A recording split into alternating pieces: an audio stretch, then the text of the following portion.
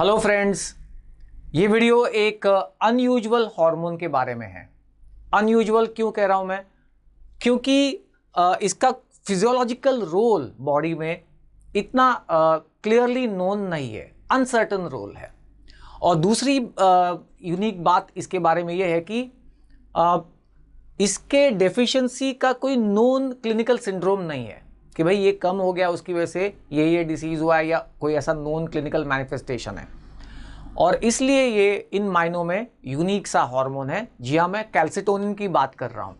आगे बढ़ने से पहले आपको एक बात बता दूं, जो कि मैंने अभी कहा कि भाई अनसर्टन क्लिनिकल रोल है या फिजियोलॉजिकल रोल है, लेकिन एक बहुत ही important time period of the life in females ये इंपॉर्टेंट काम करता है calcitonin.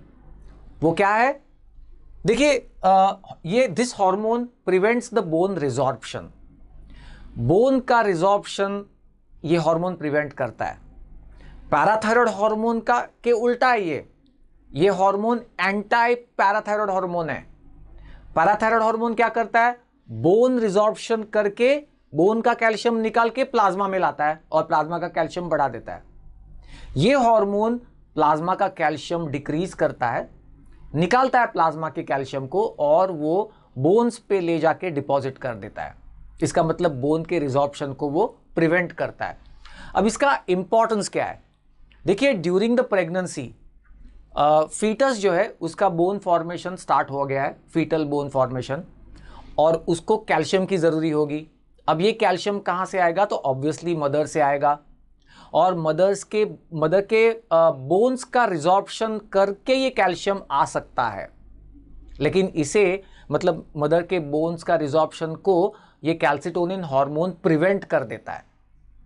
Also during lactation milk synthesis के लिए कैल्शियम लगेगा, तो वहां पर भी मदर की बॉडी का कैल्शियम डिप्लीट हो सकता है, वो भी ये हार्मोन प्रिवेंट कर देता है। सो इमेजिन कि during pregnancy and lactation mother के रिसोर्सेस को डिप्लीट होने से बचाने वाला एक हार्मोन, तो हो गया ना इंपॉर्टेंट एक्शन। तो चलिए और समझते हैं इस हार्मोन के बारे में। ये hormone calcitonin is synthesised in the thyroid gland, लेकिन थायराइड की जो स्ट्रक्चर है उसमें आपको पता है मेन तो वो फॉलिकल्स होते हैं थायराइड ग्लैंड के अंदर। उन फॉलिकल्स में सिंथेसाइज होता है थायराइड हार्मोन, और उन फॉलिकल्स के बाहर पैराफॉलिकुलर सेल्स है। ये सेल्स सिंथेसाइज करते हैं अपने कैल्सिटोनिन को। ओके, और क्योंकि थायराइड ग्लैंड में ही है तो उसको थायरोकैल्सिटोनिन भी कहा जाता है। Okay, so thyrocalcitonin is synthesised by parafollicular cells, also called as C cells. अब ये जो C है, मुझे लगता था कि ये कैल्सिटोनिन होगा, लेकिन actually C stands for clear cell. So this clear cell और parafollicular cell synthesizes the calcitonin hormone. 32 amino acid residues होते हैं इसमें, और उसकी हाफ लाइफ कम है वैसे देखा जाए तो, लेस देन 15 मिनट्स, 10 मिनट के आसपास की उसकी हाफ लाइफ है। चलिए और क्या क्या इसके बारे में जानकारी रखने लायक है वो देखते हैं। सिक्रीशन, इसका सिक्रीशन कब बढ़ता है? When the thyroid gland is exposed to a plasma calcium of 9.5 mg/%।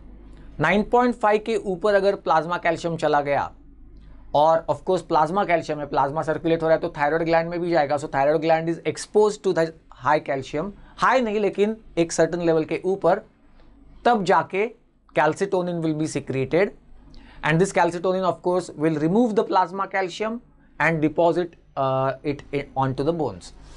So apart from that, gastrin, CCK, secretin, आपको पता है ये सारे GI हॉर्मोन्स है।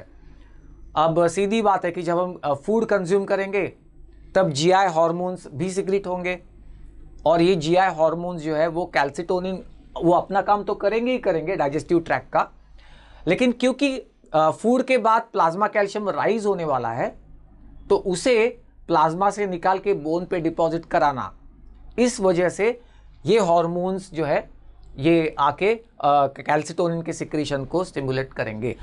तो these are the stimulators for the calcitonin secretion. और फिर उसके एक्शंस, कैल्सिटोनिन का रिसेप्टर जो है वो बोन और किडनी में है, जैसे पैराथायरॉयड हार्मोन का भी है बोन, किडनी, और पैराथायरॉयड का एक और है एक्शन जो जीआईटी पे है, जो कैल्सिटोनिन का नहीं है। और जैसा मैंने कहा कि calcitonin is anti PTH, parathyroid hormone का एंटी। तो क्या करता है ये?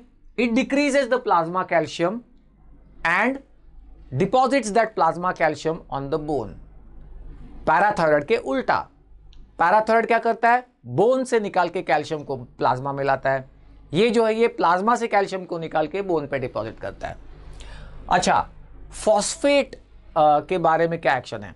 पैराथायरॉयड हार्मोन किडनी में जब काम कर, मैं पैराथायरॉयड की बात कर रहा हूं, किडनी में जब काम करता है तो किडनी में वो कैल्शियम का रीएब्सॉर्प्शन बढ़ाता है और उसके बदले में फॉस्फेट को एक्सक्रीट कर देता है into the urine. Calcium reabsorption is increased and phosphaturia is caused by parathyroid hormone. ये क्या करता है? ये कैल्शियम और फॉस्फेट दोनों को एलिमिनेट करता है इनटू द यूरिन।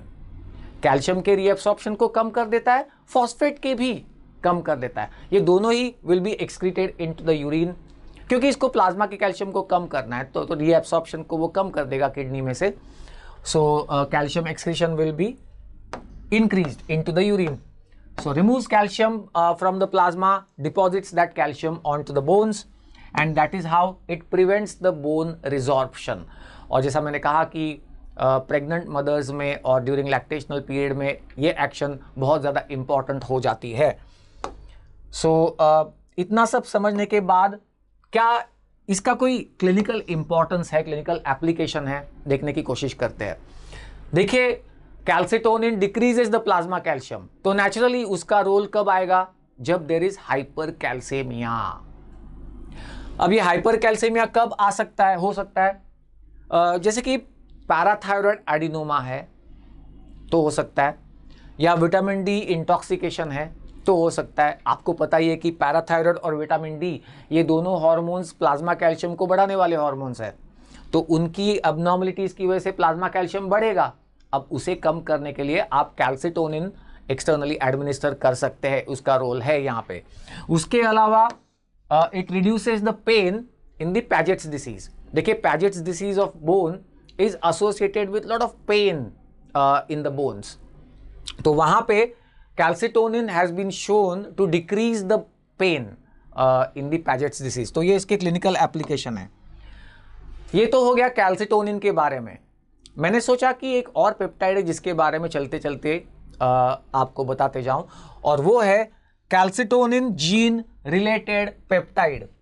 जी हाँ, क्योंकि नाम कैल्सिटोनिन से ही शुरू हो रहा है तो कई बार ऐसा लग सकता है कि क्या क्या रिलेशन है इन दोनों में। तो चलिए थोड़ा सा CGRP के बारे में समझते हैं, कैल्सिटोनिन जीन रिलेटेड पेप्टाइड।